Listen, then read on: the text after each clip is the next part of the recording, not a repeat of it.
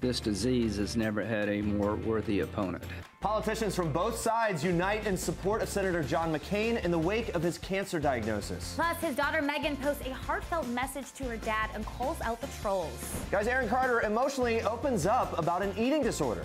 It's quite busy household. In baby boot camp. David Arquette and his wife Christina take us into their life raising a baby, a toddler, and a teen. And will Harry Styles make more movies after Dunkirk? I'd do this one again. Dunkirk 2. For sure.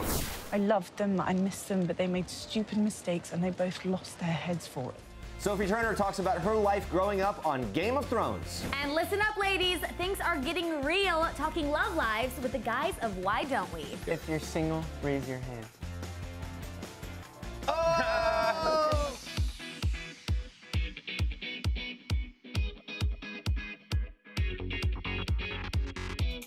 Good morning, People.com and Facebook Live. Welcome to People Now. Great show today, and to make things even sweeter, everybody, it is National Ice Cream Sundae Day. Woo! Look at that gorgeous ice cream and hot fudge. I could watch that all day long. It'd be even better to eat some, so hopefully we'll get some of that later. In honor of this pretty amazing holiday, we want to know, what's your favorite ice cream flavor? It is our Facebook question of the day. Let us know in the comments below. Mine is chocolate cream, cookies and cream. Wow.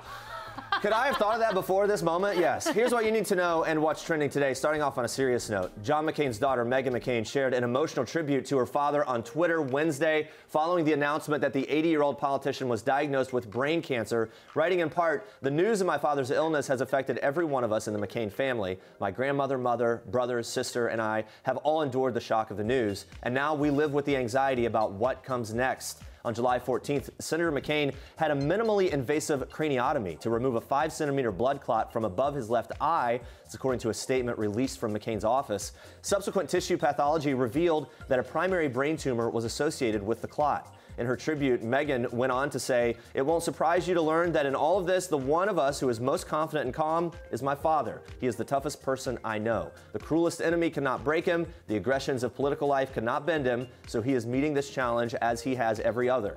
Cancer may afflict him in many ways, but it will not make him surrender. Nothing ever has." Earlier in the week, Meghan aggressively hit back at Twitter trolls, even calling for the resignation of a Nevada GOP committee woman who retweeted with amen to a tweet wishing death to her father, John McCain. And she's not the only one speaking out in support of her father. After talking to Senator McCain on the phone, his longtime friend and colleague, Senator Lindsey Graham, had this to say to the press. We talked about 5 minutes, it's going to be a tough way forward, but he says, I've been through worse. And basically, then we started talking about healthcare and the NDAA. Literally, it wasn't 5 minutes until he turned away from what I think most people would have a hard time absorbing and focused on what he loves the best. So pray. I don't know, God knows how this ends, not me. But I do know this. This disease has never had a more worthy opponent. Tributes also poured in from others in the political world. Former President Obama tweeting, "John McCain is an American hero and one of the bravest fighters I've ever known. Cancer doesn't know what it's up against. Give it hell, John." And Hillary Clinton tweeted, "John McCain is as tough as they come. Thinking of John, Cindy, their wonderful children, and their whole family tonight." President Trump tweeted, "Melania and I send our thoughts and prayers to Senator McCain, Cindy, and their entire family. Get well soon." And our thoughts and prayers go out to Senator McCain and his family as well. Stay on People.com for more info on this story as it develops. Now moving on to this, Aaron Carter is getting emotional and incredibly personal as he opens up about his health battle. During an exclusive sit-down interview with Entertainment Tonight, just a few days after the singer's arrest in Georgia, Carter shut down recent hard drug rumors and reveals he's been suffering from an eating disorder. He tells ET, quote, "I am not a meth head. I have never touched it in my life." He went on to say that he suffered from a hiatal hernia since he was 19 years old. It's a condition where part of the stomach pushes up through the diaphragm muscle. Carter explains that he's dropped 20 pounds since he was first diagnosed and that doctors have told him to avoid stressful situations. But some of his stress comes from the hurtful words the singer receives on social media about his appearance. He said, quote, "How would you feel every 2 seconds seeing a tweet, 'You have AIDS, go die, oh, look at this meth head, oh, meth kills, crack kills'? It's body shaming, and it's the toughest thing to deal with." Carter became extra emotional when asked what's the one thing that he'd want to say to all the nasty fans out there. He responded, quote, "I am sorry for the way that I look," adding that he's going to start working out at a training camp to transform his body. And on top of the eating disorder, the singer also reveals that he gets voluma fillers to, quote, "fill his face." The interview stemmed from Carter's Saturday arrest on charges of DUI, possession of marijuana less than 1 ounce, and possession of drug-related objects. Carter revealing that he smokes marijuana for his anxiety, chronic pain, and to increase his appetite. Well, guys, Prince William and Princess Kate have definitely been keeping busy on their royal tour of Germany and Poland. The royal couple, who touched down with their children Wednesday in Berlin, are spending their morning at Heidelberg. They spent some time making pretzels, walking around a traditional German market in the central square, and even visited the German Cancer Research Institute. Now, they spent Wednesday night at a garden party celebrating the Queen's birthday. The Duke of Cambridge gave an encouraging speech that the UK and Germany will remain friends despite the UK's decision to leave the European Union. Prince Harry is spending his morning in Suffolk to present a new color to the ground fighting force of the Royal Air Force in its 75th anniversary year. Presenting a color is a formal ceremony where the Queen presents a unit with a new regimental flag, and the ceremony usually involves a parade. Now, Queen Elizabeth was keeping busy back in London Wednesday with her visit to Canada House to mark the country's 150th birthday. Prince Philip joined the Queen for the celebration. The Queen was even given a sapphire brooch to mark her sapphire jubilee. Gotta say, we're excited to see the two of them out and about. And we have to talk about how all eyes were on Kate at that garden party. She wore a stunning outfit, bearing her shoulders in a red Alexander McQueen maxi dress. It's a style that's been super trendy this summer. She wore a pair of Prada scallop sandals and tassel-esque statement earrings. And of course, she gave her hair the signature Kate bouncy blowout treatment that we've been talking about all summer long. You have to be smarter than father. You need to be smarter than Rob. I loved them, I missed them, but they made stupid mistakes and they both lost their heads for it. We've watched Game of Thrones star Sophie Turner grow up before our eyes on the hit HBO drama, and now in this week's People, the actress is opening up about what she's learned from her character, Sansa Stark's fierceness. In the interview out Friday, Turner says that she and Sansa have been on an epic journey since age 12, telling People, quote, "We've been through so much together. Everything that's happened makes her who she is today, and I can relate." In real life, Turner's had to learn to navigate Hollywood, especially when her personal life became very public when she started dating singer Joe Jonas. The actress telling People she prefers to keep her relationship private, saying, quote, "The key is to remember that it's just like any other relationship. If you're in Hollywood or Africa, it's all the same. Just love and be loved." But if Turner ever finds herself struggling with her fame or the often intense Game of Thrones plot lines, she's always able to rely on her castmate and close friend, Maisie Williams, who plays her sister, Arya. She tells People, quote, "We all have an exhausting time playing our characters because it's heavy stuff, but we're such close friends that normally it's just a trip to the bar to unwind." To read the entire interview, pick up People on newsstands Friday. Ben Affleck and his girlfriend Lindsay Shookus are still going strong. The couple beat the heat in New York City with a couple of iced coffees as they headed to a hotel near Central Park on Wednesday. They were also spotted making a visit together to her workplace at 30 Rock. Since going public with their romance at an LA restaurant on July 6th, Affleck and Shookus, a producer for Saturday Night Live, have taken a trip to Las Vegas and have been spotted stepping out for a string of dates together in LA. News broke Wednesday that Affleck dropped out of the upcoming Netflix movie Triple Frontier to focus on his health and family. The star is expected to visit San Diego Comic-Con this weekend to promote his next superhero blockbuster, Justice League. Affleck, who has 3 kids with ex Jennifer Garner, spent time over the last week with them in LA. He also took a quick trip to Minnesota on Saturday to accept a humanitarian award for the Starkey Hearing Foundation for his work with the Eastern Congo Initiative. Ben Affleck always staying busy. Yep, he's working all over. tabs. Yes. Good morning. Happy Thursday. Good morning. Let's check in with Facebook Live. It's National Ice Cream Sunday Day. Woo-woo. So we want to know what your favorite ice cream flavor is. Cookie says, "Morning from Northeast Alabama. My favorite is butter pecan." I also love that her name is Cookie. Me too. I love butter pecan. That's actually my favorite. Anne says caramel or peanut butter cup. Great choices. Ruby says, "Mine is vanilla chocolate chip." Ruby? These are some great names. I know, right? I'm more interested in the names. The names than and the the people on flavors. Facebook Live. Beautiful, amazing names to Yes. people watching right now. Guys, keep the Facebook comments coming in. We will check in with you again soon. But Andrea, more news for us in Star Trek. Yes, Jeremy, that is correct. We are getting up close and personal in Star Treks this morning. Charlize Theron is certainly not shy when it comes to filming sex scenes with other women.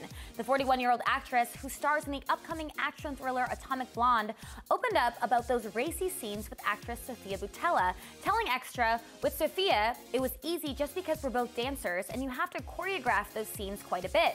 Otherwise, they just become silly. There's a technical aspect to it, so with her, it was really easy because she thinks like me because we're dancers." She continued by revealing the scene was shot in only 45 minutes, saying, quote, "With the guys, they're not dancers, so it takes a bit more work. Still, despite the extra efforts, Theron says she enjoys filming love scenes with both men and women, explaining, doing a love scene with guys is different, but I do enjoy both." The action star recently turned heads at the Berlin premiere of Atomic Blonde earlier this week, rocking a white triangle bralette with Christian Dior branded straps, as well as a high-waisted leather Dior miniskirt and snow white pumps, looking very good, Charlize. Atomic Blonde hits theaters next Friday, July 28th. All right, now watch this. I don't think so. I think with this, it was such an amazing experience, and I feel very lucky to have been able to be part of the project, and the cast is amazing. And obviously seeing the film now, it's so rewarding to watch it and kind of love it so much. Yeah, I don't think you can really think too far ahead with anything. I mean, the film's not out yet, so but I feel lucky to have been able to work with such amazing actors on this film. Yeah, definitely. I've no 5-year plan or anything. I'm just taking things as they come. I just want to keep acting, so I'm just reading scripts and seeing what I like. That's Harry Styles and Fionn Whitehead reflecting on the next phases of their superstar careers. Harry, who'll be making his big screen debut in Christopher Nolan's Dunkirk, revealed whether or not he'd commit to another movie. Check out his surprising and rather silly answer. Watch. I'd do this one again. Dunkirk 2. For sure. That's awesome. Dunkirk, The Return. Yeah, I don't know if that's part of the thing. Harry, we all want to see you back on the big screen. I think it's going to happen. All right, guys, moving on from superstars to a super mom. It may be hard to believe that today marks supermodel Gisele Bündchen's 37th birthday, but the busy mom and runway model extraordinaire certainly has lots to celebrate. We're getting into the spirit by taking a look back at the star's most super moments. Take a look.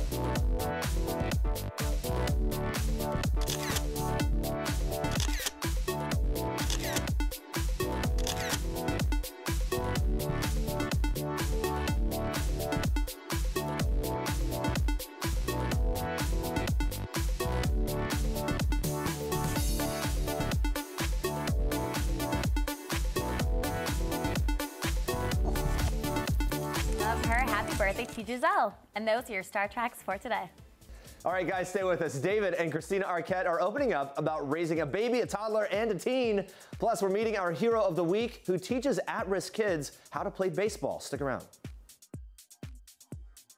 This is King Cutie in People. His Royal Highness Prince George Alexander Louis of Cambridge. These are George's parents, George's home, his Nana, the Queen, and his staff of 644 Englishmen. This is George's dog Lupo, who inspired his favorite book, The Adventures of the Royal Dog Lupo, one George will share now that he's a big brother. People. The details make the story. Don't miss this week's People. Oh my gosh.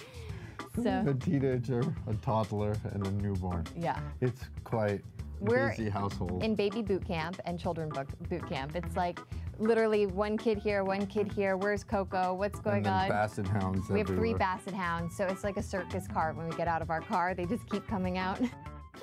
Yeah, 3 kids, and don't forget those basset hounds. David Arquette and his wife Christina do not travel lightly, and they are opening up about their modern family in the latest issue of People. Now, in addition to the 2 young sons that they have together, David is father to 13-year-old Coco Arquette, whose mother is Courtney Cox. And while Arquette and Cox's 11-year marriage ended in 2010, they remain good friends and work together to co-parent Coco. David opened up to People about his proudest moment as a father, and he and Christina revealed what makes co-parenting so easy. Watch.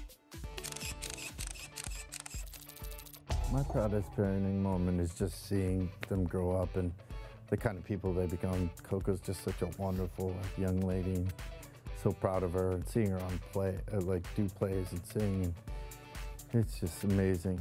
For me, I have such a great relationship with Coco, so I'm so fortunate for that as a step-parent, and that she has two great parents, and everybody just gets along so great.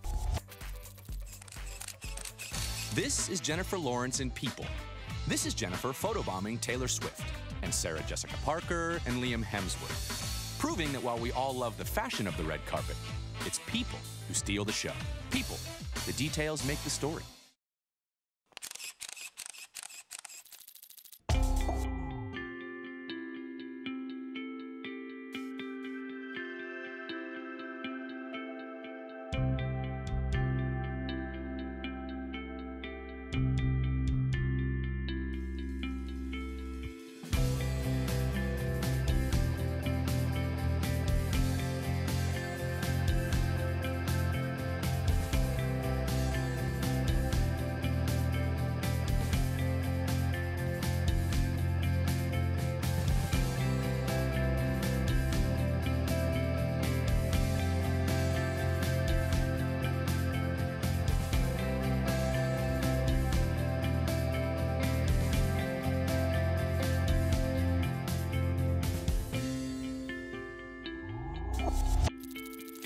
That's an incredible story. And Levante is joining us live. Good morning, Levante. How are you?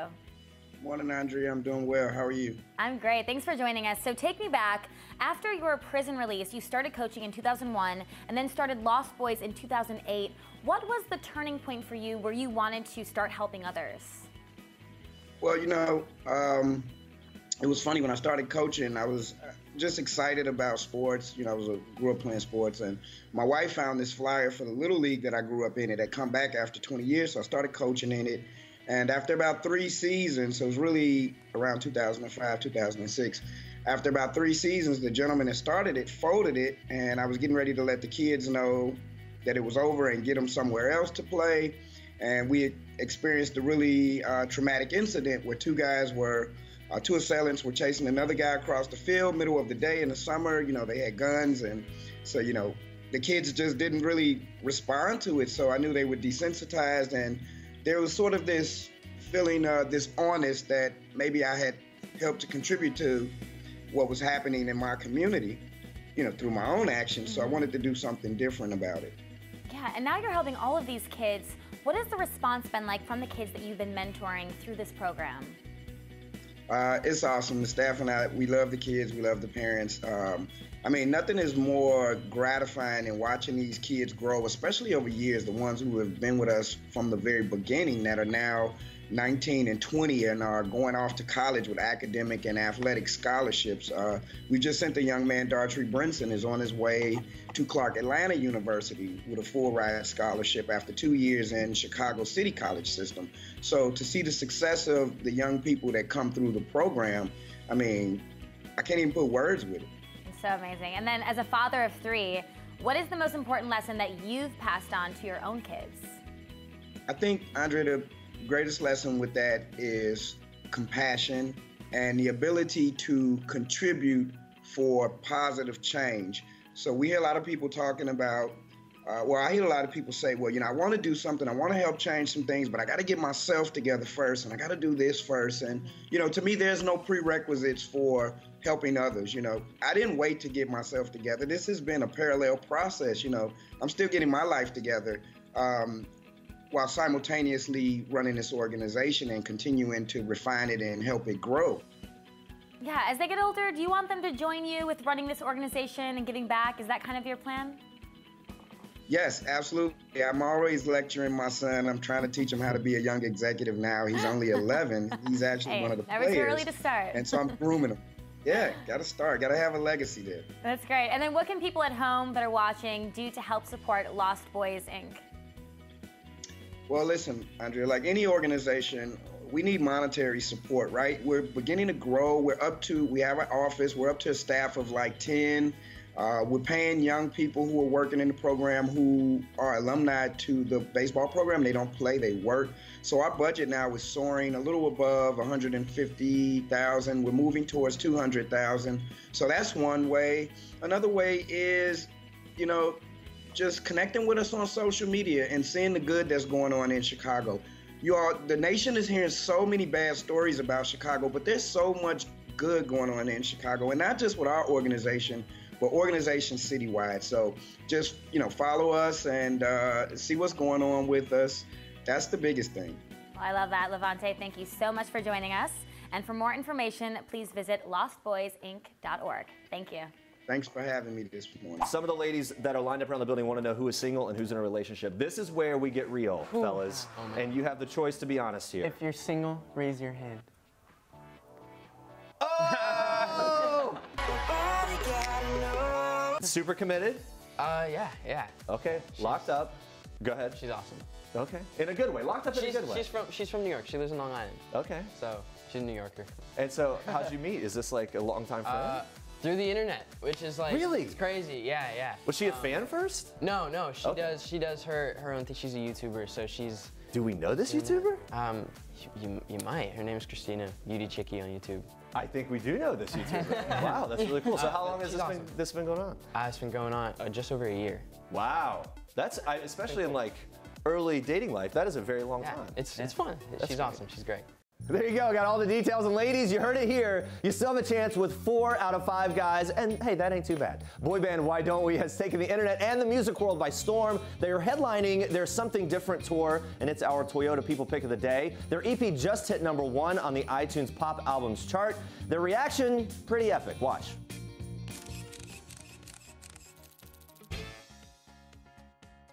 It was a surprise EP. So we didn't expecting maybe top 20, maybe top 10, and then when we saw #1, we were like, oh, we were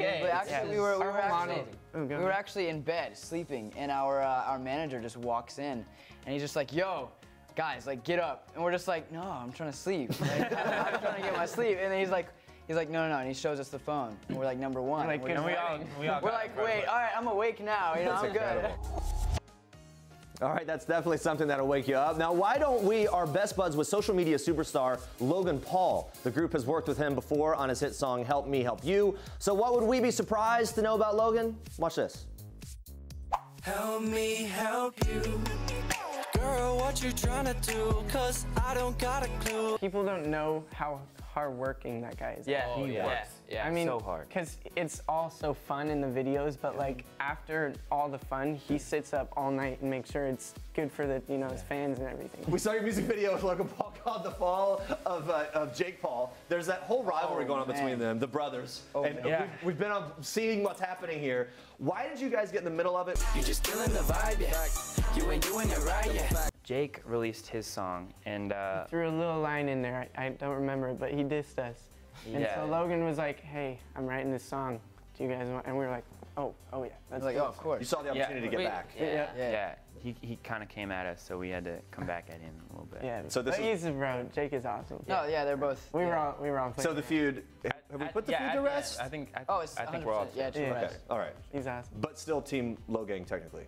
For sure. Okay. Or always got him back. Always. He's a bro. So they've resolved the beef though. Yeah. Okay. And you guys are good with both of them. Yeah. I'm trying to make it explicitly as far as we know, they've solved it. Guys, one of the biggest power players in the First Family doesn't share the Trump name, and that doesn't always sit right with those who do. Sources telling People in this week's cover story that post-election, President Trump's 2 older sons, Don Jr. and Eric, are known to chafe at the shift in attention to brother-in-law Jared Kushner, a senior advisor to the president with an office in the West Wing. A source close to the family says of Eric and Don Jr., all the attention to Jared is a bit of a sore point, and they feel left out of the fun in D.C. They miss being at the center of the action. Kushner, who is the husband of first daughter Ivanka Trump, resigned as chief executive of Kushner Companies and as publisher of The Observer newspaper in January to take on the role of go-to presidential confidant. Since then, he's been given one of the biggest portfolios in the White House, tackling everything from criminal justice reform to Middle East peace. Says the family source, Don worked on the campaign and Jared gets the big Forbes cover and they make him out to be a big genius, and Don is like, no, I worked on the campaign too. Now Kushner has the president's ear, while the Trump brothers have returned to New York City to run the Trump organization in their father's stead. Now the family source tells People, quote, during the campaign, the brothers thrived on being the spokespeople and speaking at rallies and being very visible. Jared was able to build much more influence and power by doing exactly the opposite. But the source says it's not like outward hostility toward their brother-in-law. For even more from inside the Trump family's inner circle, pick up the latest issue of People on newsstands everywhere Friday. All right, let's check in with Facebook Live one more time. It's National Ice Cream Sundae Day, so we've been asking what your favorite ice cream flavor is. Mine's mint chocolate chip. I think I said something else earlier. It's mint chocolate and chocolate chip cookie dough. Yeah, cookies and cream. Whatever I said. Anyway, whatever the case. Happy says strawberry. I'm telling you, the names are on point today. Corinne says salted caramel. Yum. That is delicious. Kim says peanut butter cup ice cream. Another vote Linda for that says one. coffee and chocolate chip. Ooh, I like coffee. Especially, it's kind of like good for the morning, right? Yeah. That's healthy in the morning, coffee and chocolate chip. Now. Like right after this. Right now. Okay.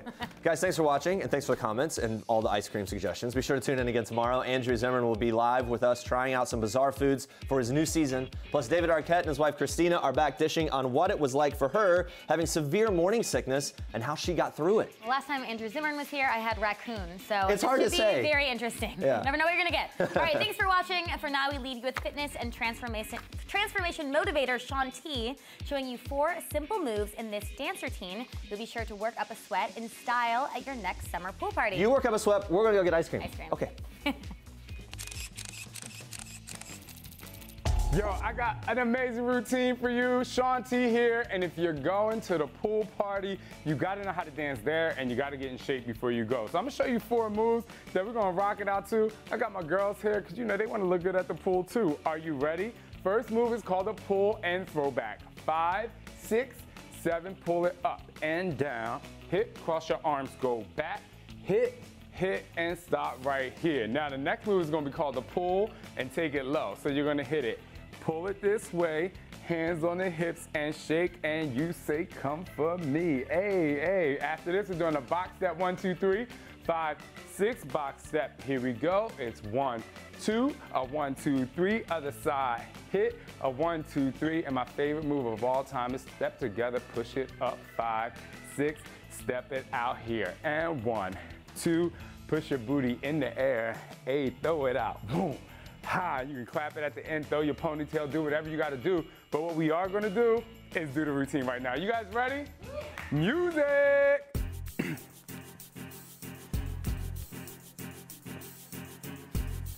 Here we go, y'all.